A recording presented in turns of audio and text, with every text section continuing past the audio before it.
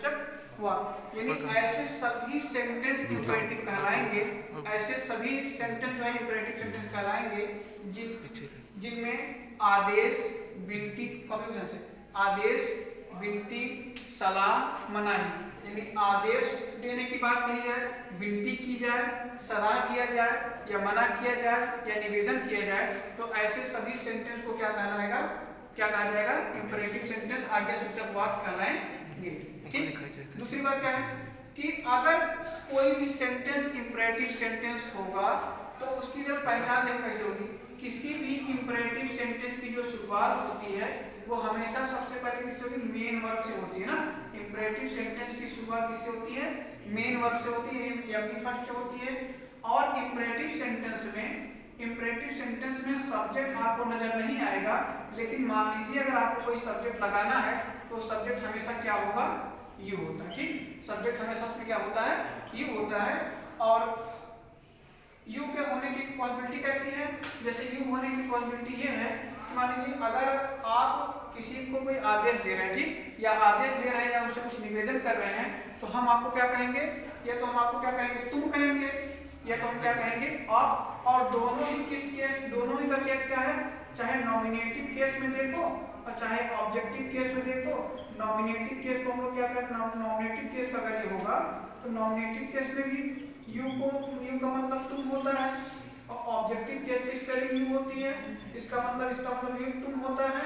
अब चाहे इसको हम तुम या तुमको कहें या इसको हम आप या आपको कहें, दोनों ही बातें क्या हैं, सेम होती है। ठीक है ना, इसीलिए क्या करते हैं हम लोग, जनरली यू ही हमेशा सब्जेक्ट यूज किया जाता है। या तो क्या, जैसे हम आपको अगर आदेश देना हो या आपसे निवेदन करना हो या आपको कुछ कहना हो तो हम आपको क्या, या तो आप कहेंगे या तो तुम कहेंगे, और दोनों ही अर्थों में हम क्या करते हैं, सब्जेक्ट यू का ही यूज करते हैं।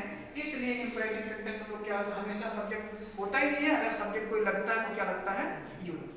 जैसे एक सेंटेंस है, he said sit down and keep silent, तो सिट डाउन यानी कि मेन वर्ब से सेंटेंस की शुरुआत हुई है, तो अगर सेंटेंस की शुरुआत मेन वर्ब से हुई है तो इसका मतलब क्या है कि इंपरेटिव सेंटेंस है। ठीक, तो डायरेक्ट से इनडायरेक्ट बनाने के नियम क्या होंगे, तो रिपोर्टिंग वर्ब, ये है रिपोर्टिंग वर्ब, ध्यान रखना ये है रिपोर्टिंग वर्ब, तो रिपोर्टिंग वर्ब के सेड को, सेड या सेड टू को, रिपोर्टिंग वर्ब के सेड या सेड टू को हमको चेंज करना होगा। कैसे, रिपोर्टिंग वर्ब का सेड या सेड टू चेंज होगा, कैसे, ऑर्डर, अगर आदेश की बात होगी हम लोग क्या लगाएंगे, ऑर्डर लगाएंगे। एडवाइस की बात होगी, मतलब सलाह की बात हो रही है, क्या लगाएंगे, एडवाइस लगाएंगे। और निवेदन किया जाएगा तो रिक्वेस्टेड का प्रयोग करेंगे। अगर मना या फिर नेगलेक्ट किया जाएगा तो हम लोग क्या करेंगे, फॉरवर्ड का प्रयोग। यानी कहने मतलब ये है कि रिपोर्टिंग वर्ब के सेट को हमको चेंज करना है। कैसे चेंज करना है, आदेश अगर हो तो ऑर्डर, सलाह हो तो एडवाइस, सलाह के होने का भाव निकले तो एडवाइस, और निवेदन आपसे किया जाए तो रिक्वेस्टेड, और मना किया जाए तो फॉरवर्ड। सेंस के अकॉर्डिंग प्रयोग करते हैं। दूसरा काम क्या करना है, तो रिमूव द कॉमा, कॉमा और इन्वर्टेड कॉमा को हटाते हैं। कैसे करते हैं, रिमूव द कॉमा और inverted comma of reported speech. इस सेंटेंस को क्या कहा जाता है, रिपोर्टेड स्पीच कहा जाता है। इस सेंटेंस को रिपोर्टेड स्पीच कहा जाता है। तो रिमूव द कॉमा और inverted comma of reported speech. जब कॉमा तथा इन्वर्टेड कॉमा को आप रिमूव करेंगे तो आपको क्या लगाना पड़ेगा, कोई एक हम लोग बताते हैं ना, कोई एक वर्ड लगाएंगे, कंजक्शन है, कोई कनेक्टिविटी वर्ड लगाएंगे, तो यहाँ पर क्या लगेगा, टू। दोनों वाक्यों को क्या करेंगे, टू से जोड़ेंगे, यानी कॉमा तथा इन्वर्टेड कॉमा को रिमूव करके किसका प्रयोग करेंगे, टू का प्रयोग करेंगे। चाहे ऐसा कहो या ऐसा कहो कि मेन वर्ब के पहले टू का प्रयोग करते हैं। मेन वर्ब, ये मेन वर्ब होता है तो मेन वर्ब के पहले लोग क्या करते हैं, टू का प्रयोग कर सकते हैं, चाहे ऐसा कह लो। ठीक, तीसरा काम, ये चीज ध्यान देखो, यहाँ पर ध्यान रखना, टू का प्रयोग अगर होगा तो यहाँ पर दैट या इफ या वेदर, दैट इफ या वेदर आज का प्रयोग नहीं करना है। तो जरा समझ लो दैट का प्रयोग करते कहाँ है। दैट का प्रयोग हम लोग ने क्या देखा है, सिंपल फॉर्मेशन में, सिंपल नरेशन के फॉर्मेशन में हम लोग क्या करते हैं, इसका दैट का प्रयोग करते हैं ना। सिंपल इंट्रोगेटिव, सिंपल इंट्रोगेटिव में, सिंपल इंट्रोगेटिव पढ़े थे ना लास्ट टाइम। सिंपल इंट्रोगेटिव में किसका प्रयोग करते हैं, हम इफ का प्रयोग करते हैं। और अगर वही चॉइस दे दे तो हम लोग वेदर का प्रयोग करते हैं। ठीक, चलिए अब क्या करना है, सेंटेंस को चेंज करना। कौन से, ये जो इंपरेटिव जो आपका रिपोर्टेड स्पीच का सेंटेंस है, तो रिपोर्टेड स्पीच के सेंटेंस को हम लोग क्या करेंगे, चेंज करेंगे। किस समय, सिंपल में, हालांकि वो सिंपल होता ही है लेकिन सिंपल में माना जाता है सेंटेंस में अगर नेगेटिव आएगा तो उसको किस में कन्वर्ट करना होगा, सिंपल में। सिंपल में कन्वर्ट करते हैं। अगर मान लीजिए सेंटेंस नेगेटिव आ जाए, जैसे the gardener said do not plug the flower, यानी रिपोर्टेड स्पीच में अगर नेगेटिव आ जाए तो आप टू के साथ में नॉट का यूज करेंगे, दैट मींस नॉट टू का प्रयोग करेंगे। क्लियर है ना? चलिए अगला आपको क्या आता है कि क्या ये सबसे इंपॉर्टेंट बात है कि क्या रिपोर्टेड स्पीच का टेंस चेंज होगा इंपरेटिव सेंटेंस में? तो रिपोर्टेड स्पीच के टेंस को हम लोग क्या करते हैं, चेंज नहीं करते हैं। किस सेंस में, ध्यान हो रहा नहीं, समझ रहा नहीं यार? तो टेंस चेंज नहीं होगा। किस सेंस में नहीं होगा? अगर इंपरेटिव सेंटेंस है तो इंपरेटिव सेंटेंस में रिपोर्टेड स्पीच के टेंस को नहीं चेंज करते हैं। तो टेंस कैसे चेंज करते हैं पता है ना, कि अगर रिपोर्टिव वर्ब जो है पास्ट टेंस में जब होता था, रिपोर्टिव वर्ब पास्ट टेंस में हो तो कैसे चेंज करते थे? प्रेजेंट टेंस में प्रेजेंट इंडेफिनिट जो होता था वो पास्ट इंडेफिनिट में बदलता था, ठीक है ना? और प्रेजेंट कॉन्टिन्यूअस जो था वो किसमें बदलता था? पास्ट कॉन्टिन्यूअस बदलता था। प्रेजेंट परफेक्ट जो था वो किसमें बदल रहा था? पास्ट के परफेक्ट में बदल रहा था।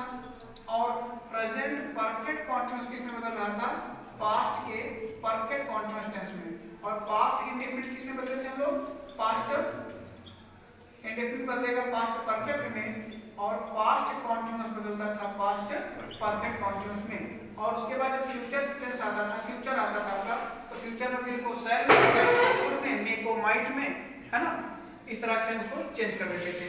ठीक, तो अब देखो जरा, अगर नेगेटिव होगा सेंटेंस को नॉट टू का यूज करेंगे, लेकिन अगर सेंटेंस में नॉट टू जब नेगेटिव हो तो रिपोर्टिंग वर्ब को हम लोग क्या करते हैं? फॉरवर्ड में बदलते हैं।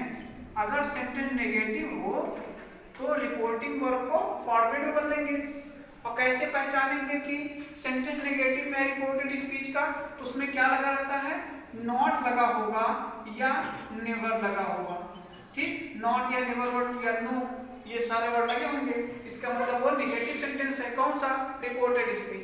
रिपोर्टेड स्पीच नेगेटिव होगा तो हमको करना क्या पड़ेगा?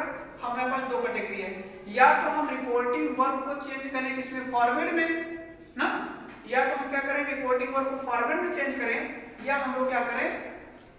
रिपोर्टिंग वर्ब को ऑर्डर, एडवाइस, रिक्वेस्टेड में चेंज करके और टू के पहले नॉट का प्रयोग करें ना। कैसे? जैसे लिखा the gardener said do not plug the flower, तो क्या हो गया? द गार्डनर ऑर्डर, मैंने कहा ऑर्डर, मैंने कहा ना कि सेड को चेंज करना है, ऑर्डर, एडवाइस, सजेस्टेड में चेंज कर सकते हैं। तो सेड को मैंने क्या किया? ऑर्डर कर लिया। अब देखिए नॉट था, अब नॉट, लेकिन हम ऑर्डर के बाद करा not to pluck the flower, ये सही है। लेकिन जैसे कि द गार्डनर फॉरवर्ड, ऑर्डर को आप फॉरवर्ड लगाएंगे तो आप नॉट का यूज नहीं करेंगे, तो हो जाएगा the gardener forward to pluck the flower. इसका मतलब ये हुआ कि अगर फॉरवर्ड का यूज करना है, अगर आपको रिपोर्टिंग वर्ब में फॉरवर्ड का यूज करना है तो आपको नॉट का प्रयोग नहीं करना, ठीक है ना? अगर आप फॉरवर्ड का यूज कर रहे हैं तो नॉट का यूज नहीं करेंगे, और अगर आप नॉट टू का यूज कर रहे हैं तो भाई साहब आप फॉरवर्ड का प्रयोग नहीं करेंगे। नॉट टू का यूज कर रहे हैं तो फॉरवर्ड का प्रयोग नहीं करेंगे। जैसे सेंटेंस क्या था? He said sit down and keep silent, तो सिट डाउन या कीप साइलेंट, सिट डाउन बैठो और शांत रहो, तो एक प्रकार का आदेश हुआ। आपको भाव यहीं से निकालना है, सेंटेंस का जो भाव होगा यहीं से निकालना है ना? कैसे? ही ऑर्डर्ड क्या? टू, दोनों वाक्यों को टू से जोड़ दिया आपने, क्या लगाया? Sit down and keep silent. ठीक, तो इस प्रकार से क्या हो जाएगा आपका? इंपरेटिव सेंटेंस का नरेशन आप बना सकते हैं। दो और इसके अगले टॉपिक है, कौन कौन से? एक है अगला आपका लेट के, एक लेट वाले वाक्य में इसको पढ़ेंगे, आगे पढ़ेंगे इसको लेट वाले वाक्य में।